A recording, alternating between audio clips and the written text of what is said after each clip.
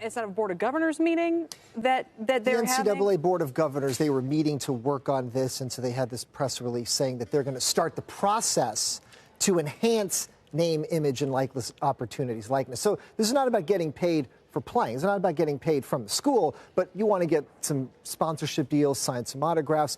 And nowhere did it say that we're definitely going to allow this to happen. We're just going to say, we're going to start working on this. We're going to start looking at rules. We're going to gather feedback. We're going to hope that they benefit. But we have all these rules to make sure that they stay within the college model and not within the professional model. So we're going to start the process, but we're not guaranteeing anything just yet.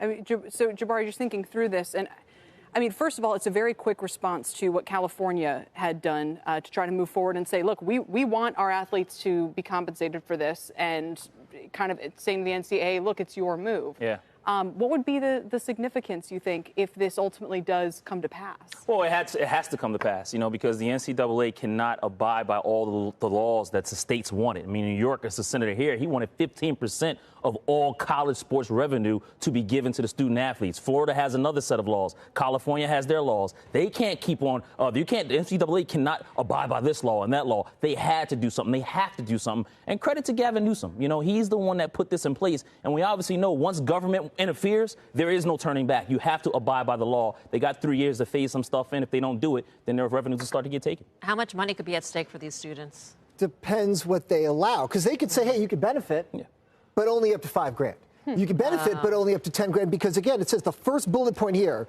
is, sure, student athletes are treated similarly to non-athlete students unless a compelling reason exists to differentiate. So that's the first caveat in the press release that says we're going to start working on this. So there's already been tweets from people like Jay Billis already saying, look, don't get ahead of yourselves. Jay Billis has been noted for his sort of, I'm not going to get sucked into the NCAA, his stance. And he's saying, look, we're going to try to work on this, but if it doesn't really fit our needs, we might not do it. And they might be trying to have it both ways, in other words, to look like they're moving forward exactly on something that... And if they play that game, it'll lead to their collapse. You cannot play around with government. You just can't. I mean, if they do, there's still a law in place. Gavin Newsom in California says, look, you got 3 years. Right. If you don't get it together by 3 years, we're coming to get it. New York is going to act the same way. But you know who's got good lobbying?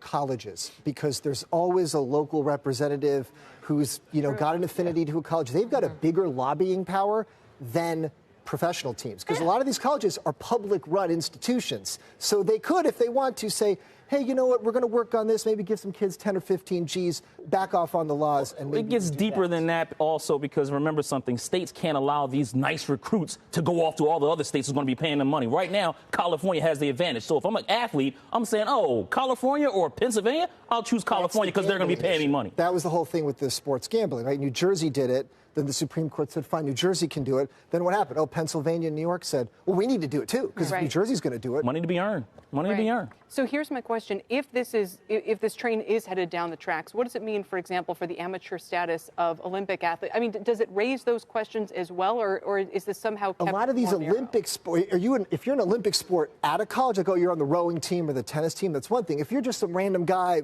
doing archery by yourself at home, nobody cares about you. You're not getting paid for that. If I'm a swimmer or I'm an archer or anything, and somebody says, hey, I'll give you $500, if I'm a college student, I'm taking it. That means I don't have to eat ramen noodles that night. I can go out to a lot of pizza. A lot of college swimmers have to decide, do I go pro or be amateur? Because you're usually your best swimming while you're in college. So someone like Katie Ledecky could have gone to Stanford, swam for Stanford, and gotten her Olympic endorsement. So there's an opportunity for people. Katie Ledecky's fine, though. Her uncle is an owner. But people like that. Michael Phelps and Allison Felix, who went to USC, never ran it's for more USC. It's not about those kids. It's about also the inner city kids. Those kids who are going to represent these schools who don't have anything. They don't come from anything. I come from North Philly. I know what it's like not to have. And so these schools, these kids that come from these inner city neighborhoods, they're going to benefit because now they can help their parents. They can help their mom or dad pay rent living in the projects. They can now be a support for their family. And that's why I think this bill, California did it. This is great. And the NCAA better follow. Unless they cap it at like 5 Gs. Right. Well, but even so, I'm sure they'd say, hey, that's more than we were working.